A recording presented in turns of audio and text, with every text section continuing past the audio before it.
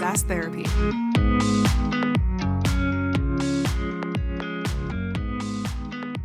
Hello, everyone, and welcome to another episode of SaaS Therapy, the show where we help you save your most important business relationships, your customers.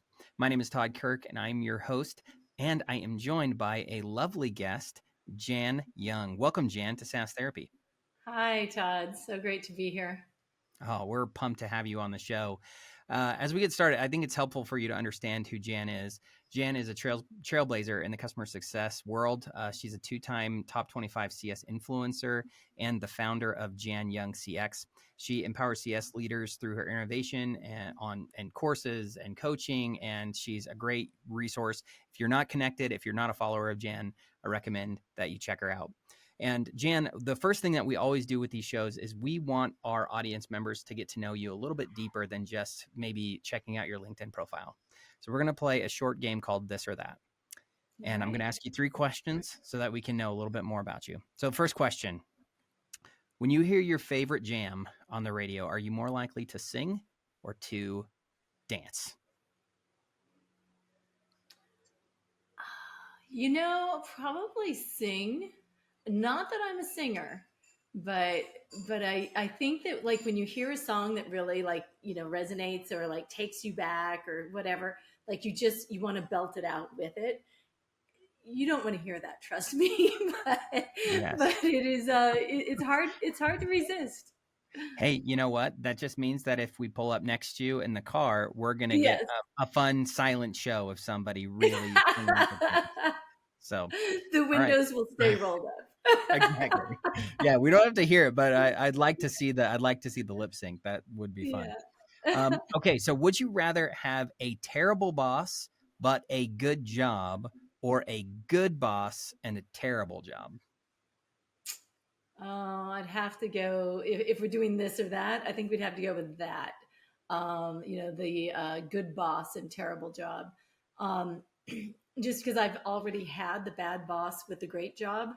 And, you get burned out on that. It's just, there's nothing worse than being like micromanaged or like, undervalued or, it's just that it makes you less than.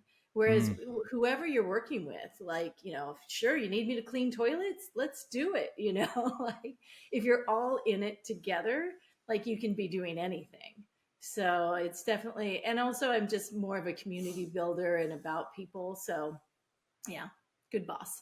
That's 100%. I love that. No, so Casey, who's my co-host, who normally joins us, and he's not with us today. We were just having a conversation about this earlier this week, and it was interesting. One of the things he told me was, I think we sometimes think that burnout means that you work too hard, so you get tired of work. And I think oftentimes burnout is you're not given the right kind of fuel to keep your fire burning. So I think there's a different way to think about it. And to that point of when you're around people that you love, or, that can be just as inspiring and motivating as being able to work on something that you're passionate about. And sometimes the relationships are even more impactful. So I love that insight. Okay. Yeah. I do have one last question for you. And this one might sting, so I'm curious what your thoughts are coming from the CS world. Would you rather have 1,000 tiny complaints from customers or one 24-hour system outage?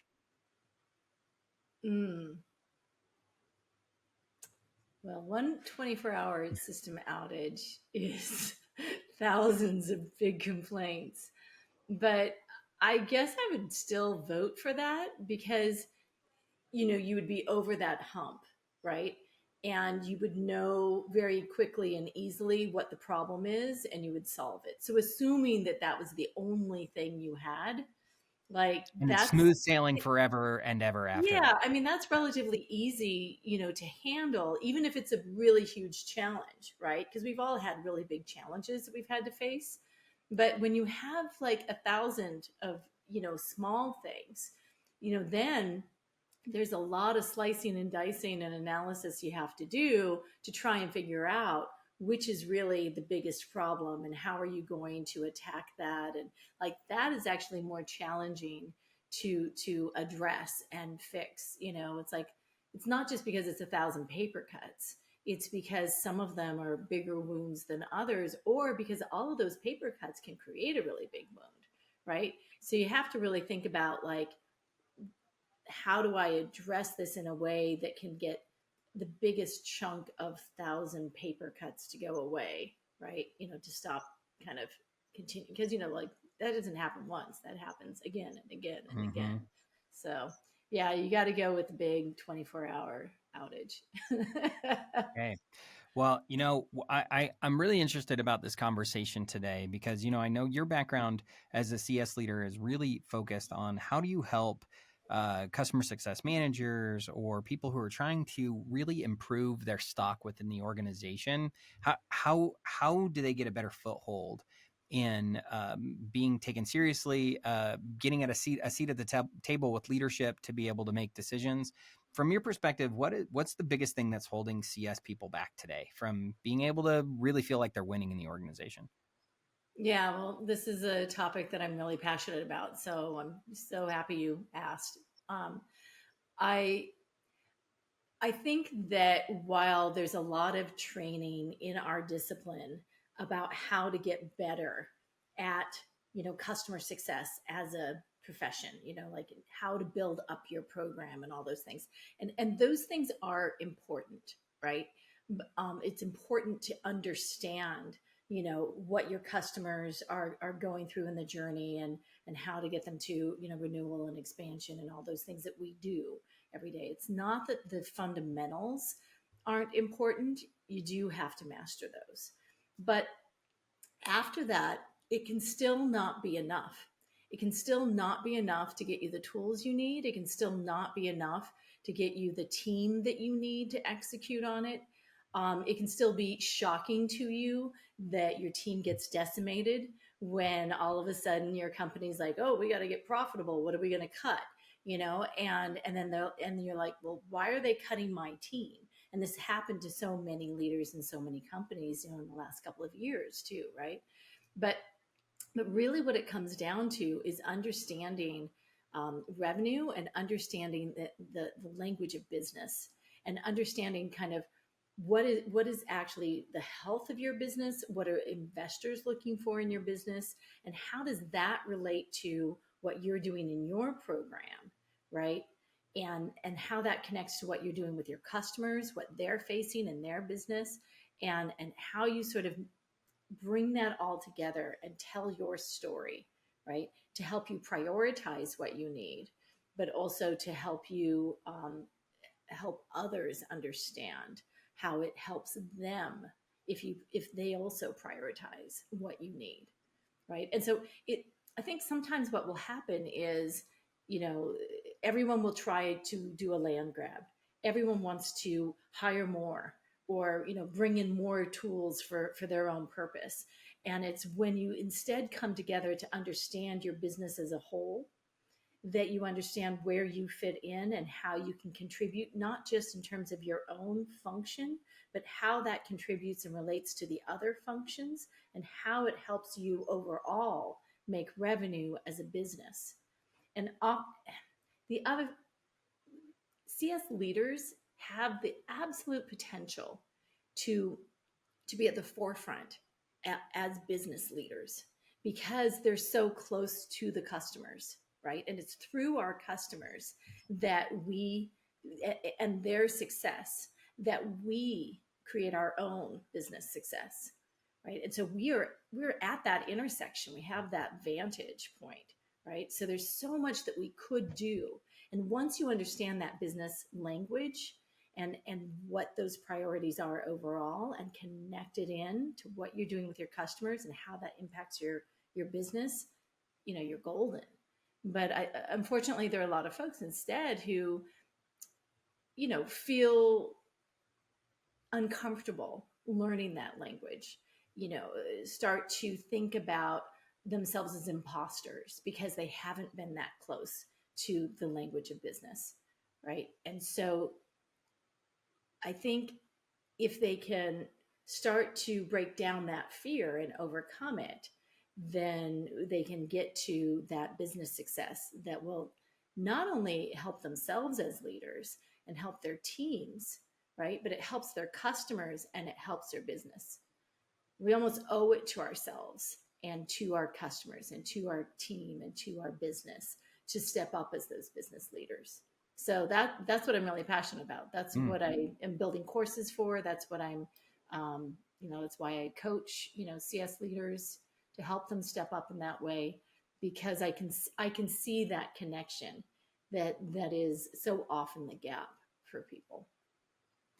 So see, so many CS people don't have the necessary skill or business acumen to be able to connect the dots between what they do on a day-to-day basis and how that is impacting the health of the business. Is that right?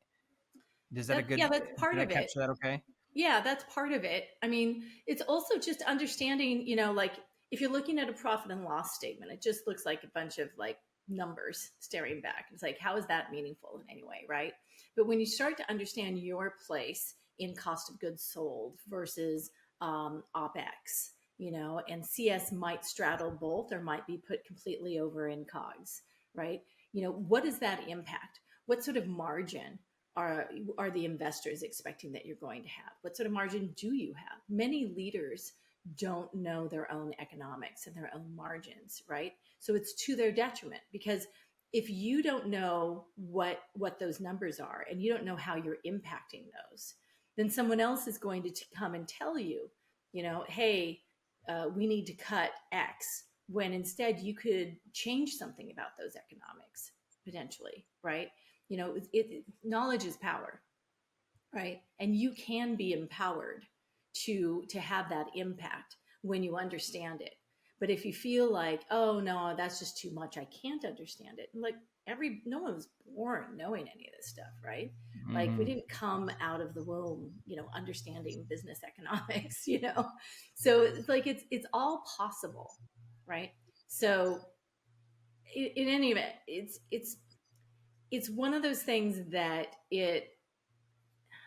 I'm not sure if I am clarifying it, but through some real basic steps, once you start to open up and see these connections, you can do anything. You're Mm-hmm. empowered to not only um, to not only impact what you're doing in your own team, but you have more of a stronger impact on your customers and a stronger impact on your company.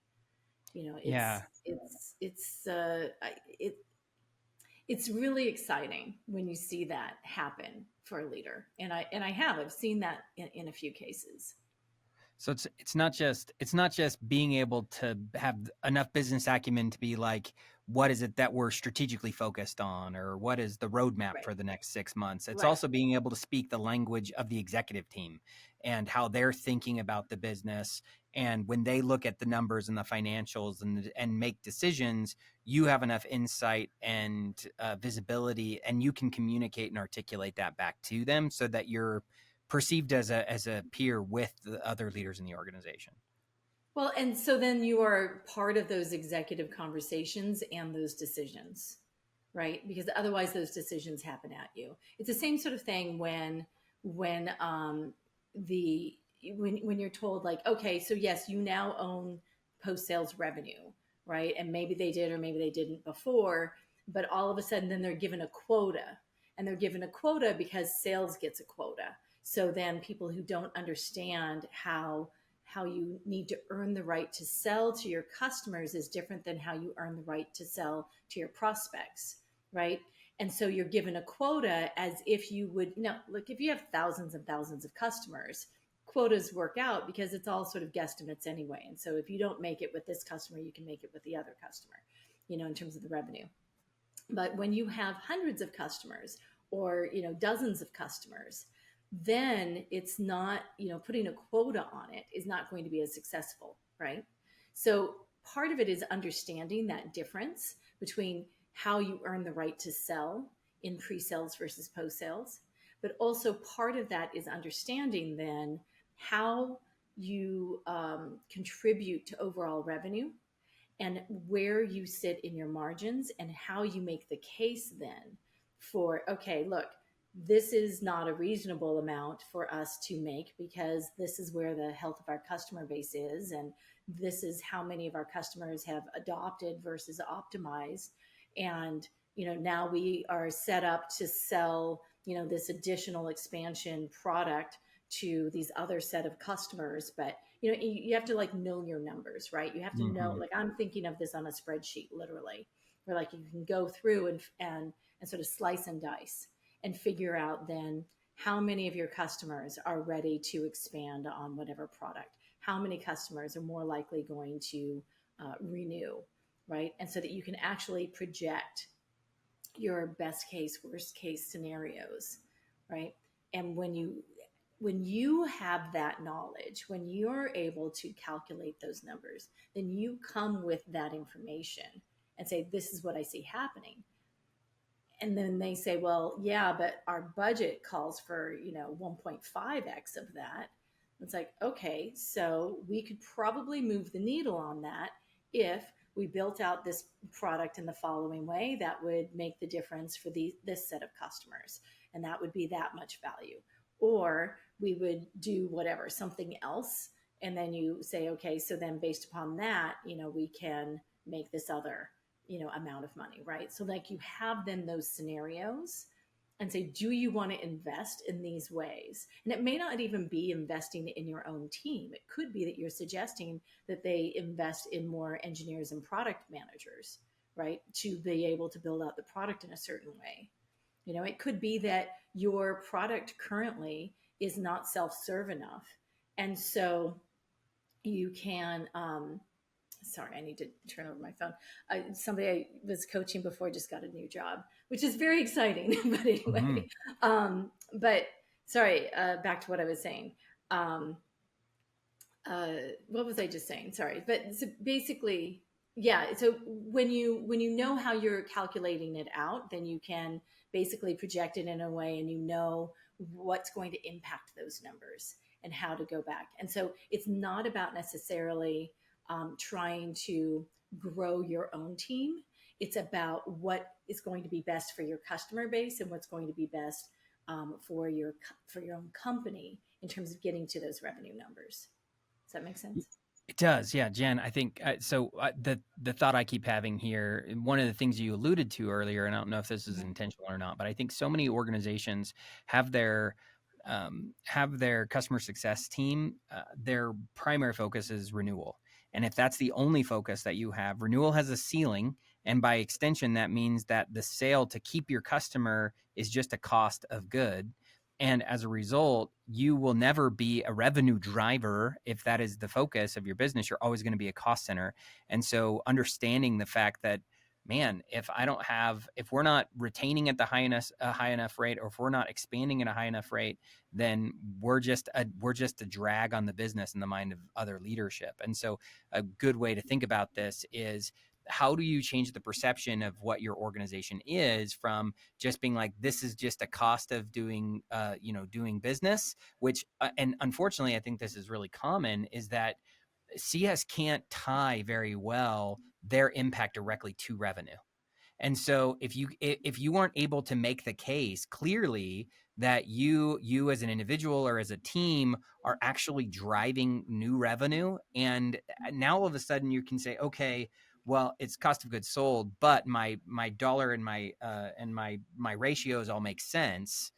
Well, how do you prove as a CS person that you're contributing and driving to revenue? Because I think that's the part that sticks out to me in that whole sentence, is like, Yeah, yeah, yeah. you Yeah. you got to be able to speak the numbers, but you also got to be able to make the case that Yep. you're not just a bunch of money that we're spending and we don't know why we're spending it, or we can't justify why we're spending it. Part of it is understanding your own purpose and what you're trying to do with the customers. And like we have sort of like this funnel, the sales funnel, right? And I think we're all sort of familiar with, there's so many different stages that they've sort of sliced and diced within marketing and the sales process, and they know what is successful in each step and how many conversions they're getting in each step. But when we look at the customer journey, we don't think about it as conversions necessarily, and maybe we should, right? How many of our customers did we convert from onboarding to adoption? How many of our customers did we convert from adoption to renewal? How many of our customers after renewal did we convert to optimizing the product? How many of those customers that optimize the product are converting to expanding Mm. and buying more products, right? And so when you think about those as conversion points, right, and thinking about like what sort of business value they need to achieve in any of those points in order for them to want to continue working through it and going on to the next step, right? And there's a lot involved in that. There's change management, there's communicating and celebrating every step of the way so that they feel like it's not this drudgery, but instead that they understand that they've achieved something, accomplished something. You know, these types of things that I'm sure you use a lot in, in customer education, right? You know, when you gamifying it almost, right? You let them know where they are in the leaderboard and those types of things, right? So in the same way, you want to do that so that then you're building those customer advocates who then not only go out and become your own spokespeople, but then also bring in new customers who are the least expensive to sell to and most likely to be your ideal customer profile and more likely to be successful themselves, so that it's then this loop that you're creating, right? So you need to understand, first of all, that that is the loop that you're creating, and know, and have worked out kind of what your metrics are, what your conversion points are, but and have those as goals for your team in terms of what you're trying to achieve, as well as what sort of metrics you're tracking to see if you're, you know, what you could tweak and what you could improve upon. When you think about like demand gen, they're constantly looking at, you know, what they could improve upon to get, you know, more, you know, converted, right? Are we doing that? You know, when you think about product-led growth, when they are thinking about conversion points and bringing the freemium customers in to be paid customers, you know, and where are they getting stuck along the way, right? That's similar sort of conversion points. When you think about for customer-led growth, then, which is essentially what I'm describing, is then you want to think about what are all of the ways in which the customers need to move along this path, this journey, so that then they'll be successful and achieve the business value that they need. That's how then we get our business value and the goals and achieve the goals that we need to, right? And so that's why then sometimes when you think about, and I think this is what I was got interrupted myself about earlier, Mhm. was around like maybe the product isn't self-serve enough, right? If instead the CSMs are filling in as gap fillers instead of strategic advisors, right? And so they're filling in for a product that hasn't been fully built. What will happen then is that the customer has to stop, instead of like just running their own report, let's say, they have to stop, email the CSM, get the CSM to run the report that they have in mind. Then the CSM runs the report, and maybe then it's like, oh, yeah, no, actually, I wanted this, not that. So then they go back and they iterate a few times and take that amount of time to then finally get the report the way they needed. And then perhaps they need to understand that report and they have some more questions. So then the CSM is analyzing that report and that sort of thing. So no real thought leadership is going into that exchange. It's just to try and get the customer the business value that they were expecting that they could have done just on their own by running their own report, right? And Yeah. so all of that is then going to drag down your margins, your COGS, your cost of goods sold. Because instead of driving business value, instead they're just trying to fill in for a product that wasn't fully built, right? So your cost of goods sold is going to be very expensive. And when they go and say, and they know nothing about your business, and they come in and say, well, you've got to cut, you know, 10% of your CSMs or 50% of your CSMs because you're just too expensive. It's like, well, maybe, but also we need to spend some money finishing building out this tool and getting it to be a little more self-serve for our customers, because otherwise our customers are now going to start to leave in droves because we're gap fillers here.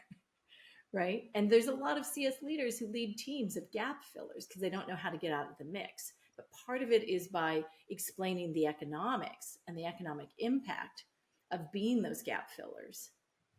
And again, sometimes that means saying, and let's hire another engineer or whatever it might be, right? An engineer might be more expensive, and because they're building out part of a product that might be considered maintenance, it might actually drag down your cogs a little bit.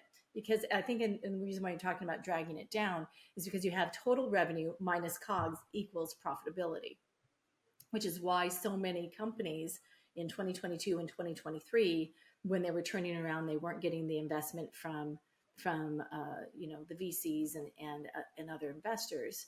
When all of a sudden they didn't have money, and either they were going to have to bootstrap it or they had to look more profitable to get that injection of cash. That's why then it's like there were either maintenance engineers or operations or CSMs or onboarding. Any of those key roles had to be cut because they were spending too much compared to the revenue, right? And you have to have certain percentages to look like a healthy business. But the truth of the matter, they weren't healthy before. Yeah, Jan, I think it's such an interesting dilemma that I think so many CS people struggle with, and I keep wondering as we're having this conversation, why why is it that CS people have such a hard time connecting those dots? As an example, I see a lot of organizations that look at all of their metrics focused on what they're doing as a vendor. You know, how many people attended our webinar that we did? How many times did I have calls, regular calls with that customer? How many times did they show up to my QBR? And those are the only metrics that they're looking at as the health of the customer, rather than, did the customer achieve this milestone? Did they achieve this objective? Were they able to do this? How many users are using it on a daily basis?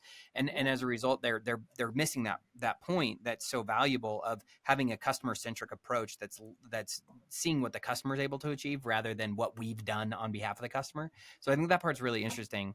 But I keep wondering if it's a result of, is it environment, meaning like, did we create the wrong structure for the customer or for the organization that we work in? Not the customer, but like, let's say I work for this SaaS company. Is the org structure and the environment, is that's what is creating these issues? Is it a personality issue where that's like the people who are attracted to CS, just like it's not their like a natural thing that they know how to do?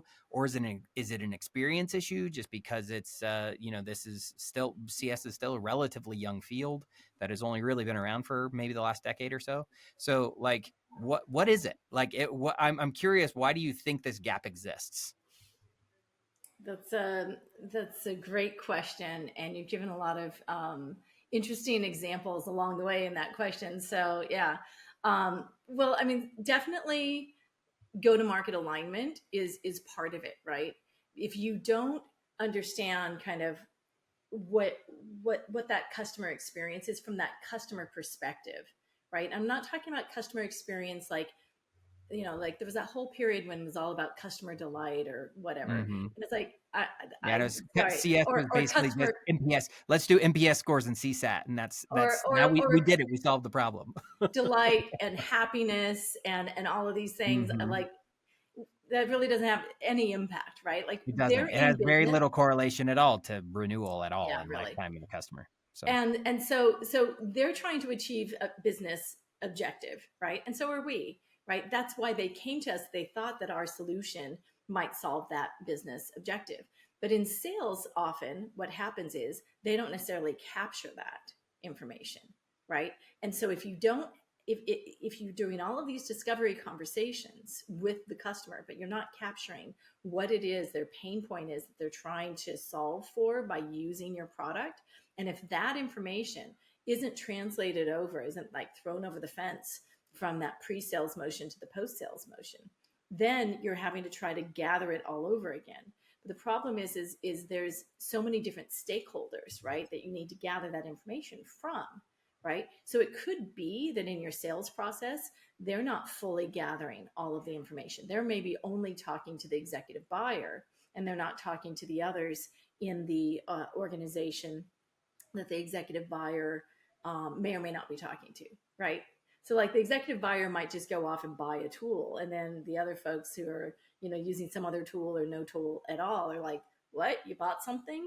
It's like there could be a lack of communication in that mm-hmm. company, right? So you want to understand if that's the case. But also within your own company, there's often a lack of communication, right? And so you need to gather along the way all of the information that you can about what is that customer trying to achieve using your product, and how close is it to the core of their business that they need to use your product. Are you extraneous, or are you at, closer to the core of what they need to be able to get, their business accomplished each day, right? That's important information too. When you know those things, and then for your own like customer journey, like what you're trying to do in each stage with them, what they should be trying to accomplish at each stage, how heavy of a lift is it? Because I don't have a problem with doing surveys, whether it's NPS or, NPS is not informative usually. um, but I don't want to get started on that. but It's true. but there's certainly like understanding the level of effort, right? So you want to understand, like, how heavy of a lift is it for your customer to go through onboarding? At what stage is it such a heavy lift that they're going to give up? Like, so you want to take a look. That's why I talk about conversion. Like, are your customers, are they purchasing the product, signing on the dotted line, and then not showing up to onboarding? Or do they go through part of onboarding and then just stall? Do they get through onboarding, but then they don't adopt? Like, you need to understand where in this process is your biggest problem in those conversion points, right? Because that's what's preventing you from renewing. And that's also then what's going to prevent you from expanding. So it's important to understand then, what did your successful customers do, and what did your at-risk customers do, or the ones that churned, what happened to them? And understand, what sort of key moments that you should be looking at for conversion points for both of those, right? Yeah, there's an analogy used in kind of the OKR world that I've always really liked, which is, so often we get really focused on, not hitting the pothole, or watching out for water on the bridge, or looking at the caution sign when animals are crossing the road. That we're so focused on those initial items, and that's oftentimes what we start focusing on, that we lose sight of the fact that, are we actually making it to our destination? Are we progressing to Yeah. the area where we need to go? And a lot of times we can become paralyzed by and stop our progress entirely because we're afraid of the pothole, or Yeah. the deer crossing sign. And so I think it's important for that point to keep your eye on the prize of where you're actually Yeah. trying to go. So I Well, like that mentality a lot. and the other thing too, though, is taking that a little further, because what I've really just described is then what it takes to be a successful CS leader and practitioner, right? Is understanding those conversion points, and are you leading through? But then you also still need to take a look at how much effort is it taking for our customer, but how much effort is it taking for us? Are Mm-hmm. we having to do dozens of internal meetings in order to get this done? Is there something that either if we built within the product or automated in some way, that it would allow us to put fewer human hours into it? Because we don't have endless resources. We can't just hire a bunch of people, not only because it makes our business more complex, but it's also because we can't afford that. There's going to be some ceiling to what a customer will pay at any given point for our product. And even if you're at that ceiling, and let's say that ceiling is $1 million, if you spend $2 million to get one, you're out of business. It doesn't matter if you made $1 million if you're spending $2 million to get that million. It can be any amount. So you have to know what your costs are and what sort of margins you have, and then also understand for the investors, what sort of margins are they looking at? The reason why they get so excited about SaaS tech is because even though there's that initial investment, what's going to happen is eventually it gets to the hockey stick. Eventually it's going to get to the 60 to 85% margin, right? Because there's less effort involved in maintaining the product than when you're initially building it and getting the customers in. So then that's why there's that S curve and all of those things, because then it's also sort of plateaus because you've got the market and blah, blah, blah. But all of those things said, you need to understand at what stage you're in and what sort of margins you have for the SaaS tech business. But then also, if you're selling part of your services that are, human led services, then usually then that's more like a 30% margin, right? And so if you have a 30% margin for whether it's a one-time fee or recurring fee, then that also is treated differently in a profit and loss statement, right? And which ones are going to help you the most in how the investors look at it, but also which ones are going to help your customers the most, because you can't get your customer to purchase a recurring professional services package, let's say, unless it's something that really makes sense for them to continue to buy. And so what might you package together in those post-sale services that will actually help the customer and be desirable to them, that they say, yeah, I want to purchase that. But then also, how much are you having to sell that's human led to in order for them to use your product? Because there are products out there that are great products, but they're so complex that it takes, two admins to be able to run them. Whether you're at a small or large company, you're going to need to start off with at least two admins to get it done.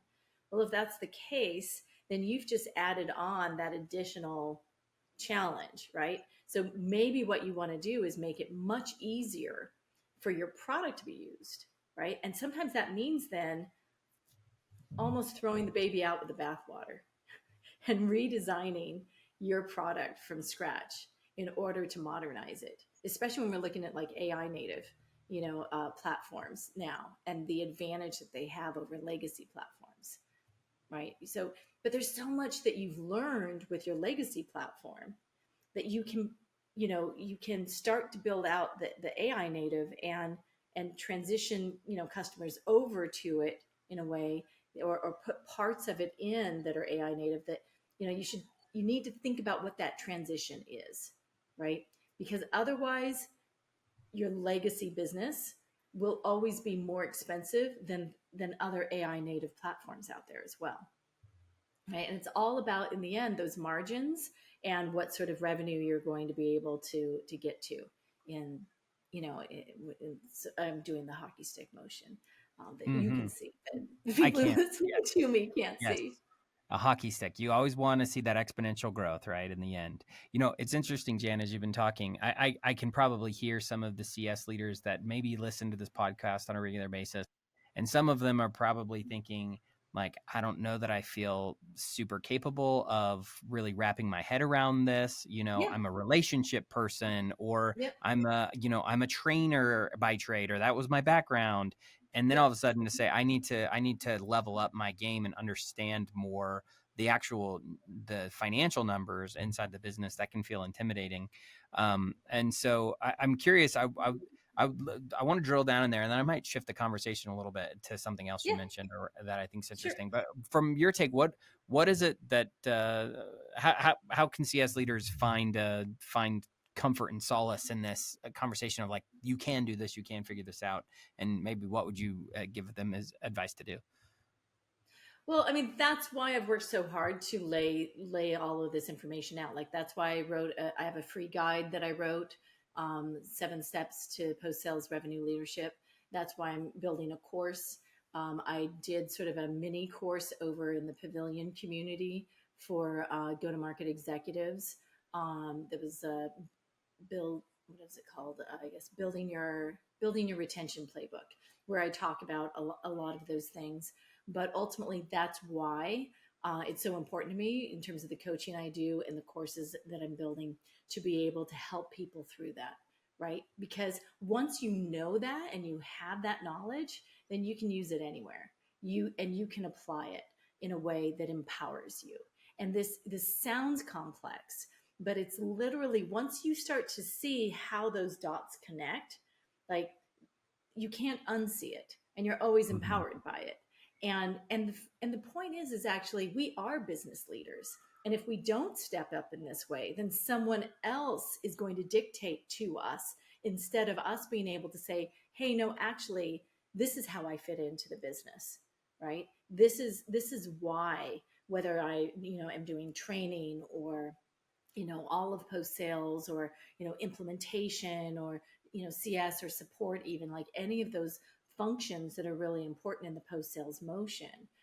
This, if you don't understand how you fit in, and you don't understand what sort of margins you need to adhere to, it doesn't get you thinking in an innovative way enough to then be able to do that successfully, to achieve both your customers, business value that they're trying to achieve, and also for your own business value. And so that's why I recommend so highly to become aware of these things, to empower yourself and understand these things, because otherwise someone else is going to dictate to you, and they don't know your discipline. They're coming to you being trained in accounting, or the pre-sales motion, or engineering, right? And they're going to somehow say, oh, this is what you need to do in your post-sales business, right? That doesn't work, because they don't understand post-sales business. And we can't expect them to, any more than we are going to understand engineering or marketing or accounting, which maybe you understand some of that. But if you were a leader in that area, then you're going to get it. But if you weren't a leader in that area, then you need to rely on them, on how they are going to best um, manage their function within the business for the business purpose, right? So in the end, to be at that executive level, all executive leaders need to understand it and connect what they're doing and their function in the business to business, right? It's a responsibility for each of them.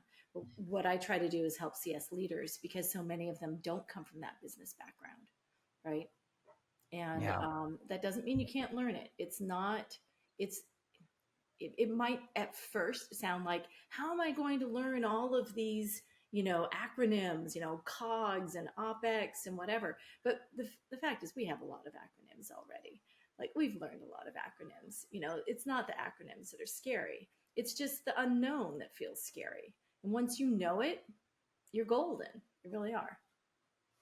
Yeah. So maybe the last thing that I'll share with you is, we were talking, and you brought up earlier, you brought up the idea of change, and Yeah. I think Change management. what Big on that. yeah. So one of the things that I think so many people don't understand is that change really comes down, and you mentioned change on both sides, right? So there's internal Mm-hmm. change Oh, that you yeah. and your team and the organization that you work Yep. for are going to have to change, and there's change management on behalf of the customer, of the things Yep. they have to change, and so Yep. that's the change. It's change all around, and I think so Yeah. many people really struggle there. But so much of what the like change management as a discipline is can sometimes be made to be really complex when it Mm. isn't. And in my mind, Mm-hmm. change management really boils down to two primary things. And Mm. both of them are really just two sides of the same coin.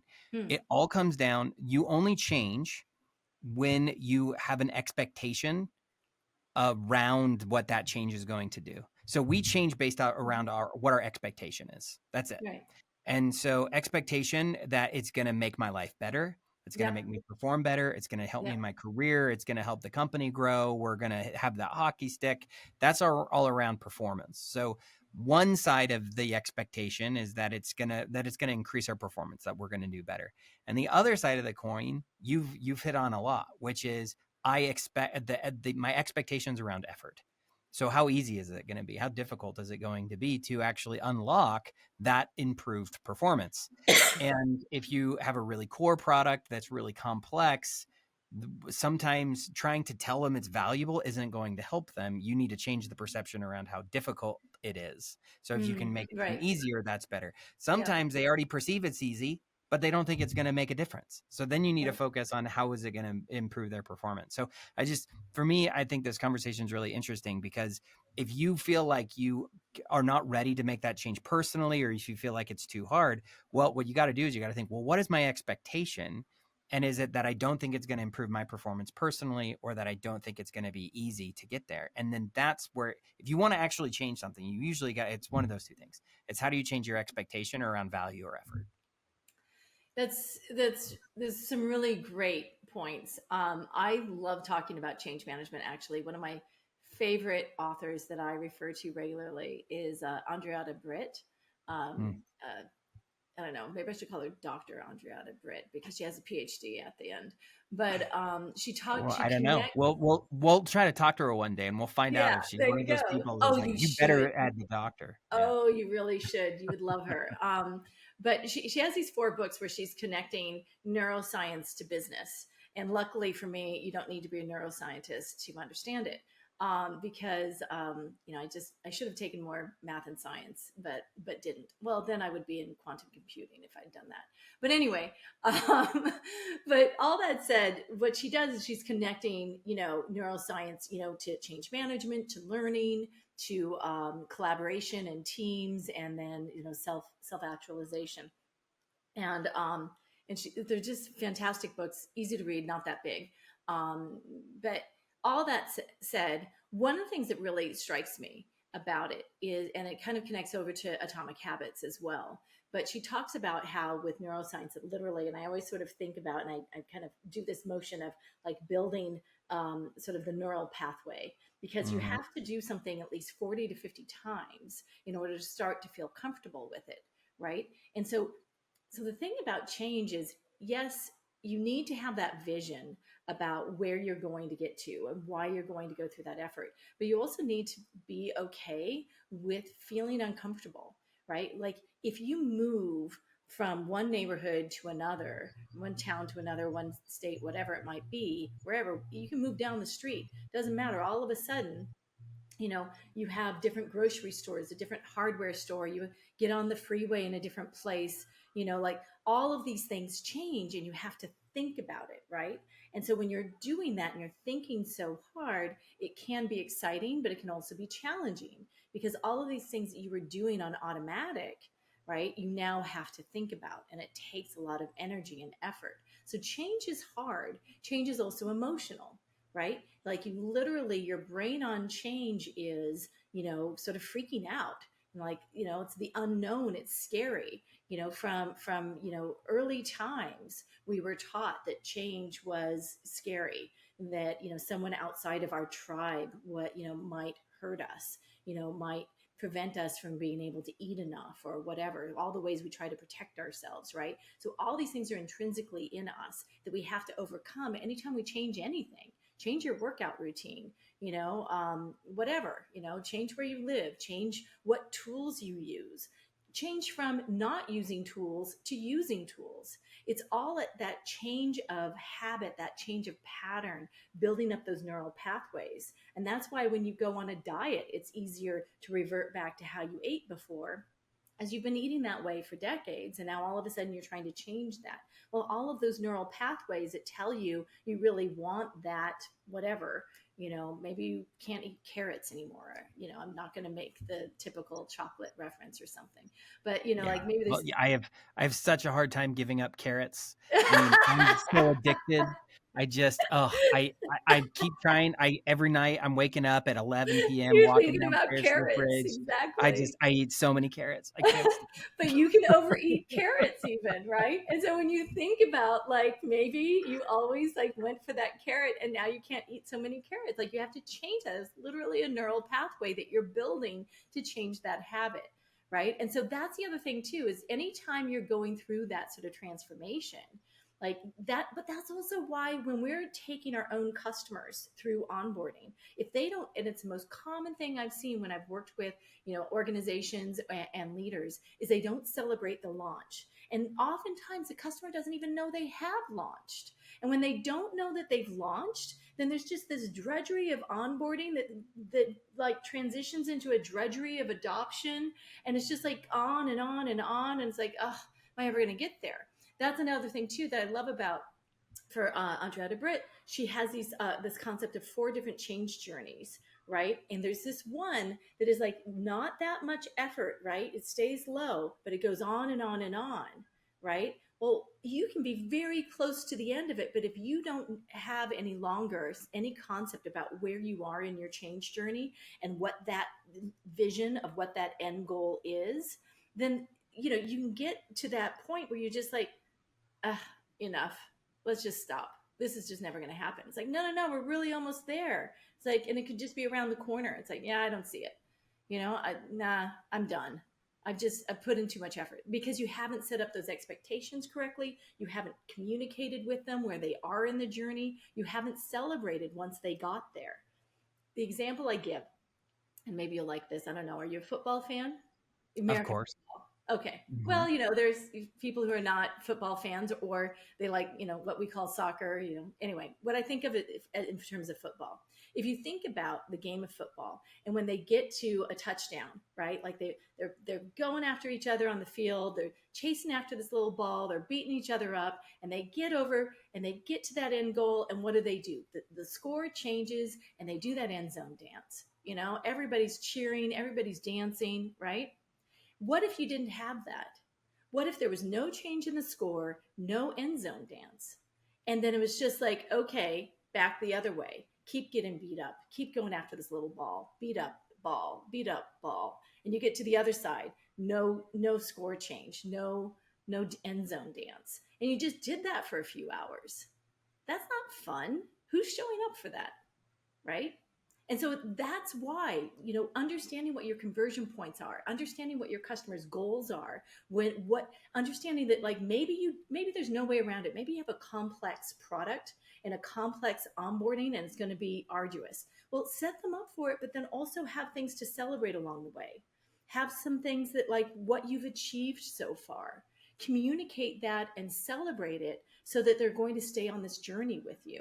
Set them up for whatever the journey is. If it's going to be the steep journey, if it's going to be a low effort but long journey, all of those things, and understanding like what is, if there's going to be more than one journey at a time happening, things like that, so that you can prepare them for it, right? Because there's the emotional side, there's changing that habit, and then there's just that vision of why am I going through this transformation?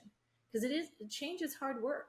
It's hard work when you're doing it internally as a company, and it's hard work when you're doing it with your customers, right?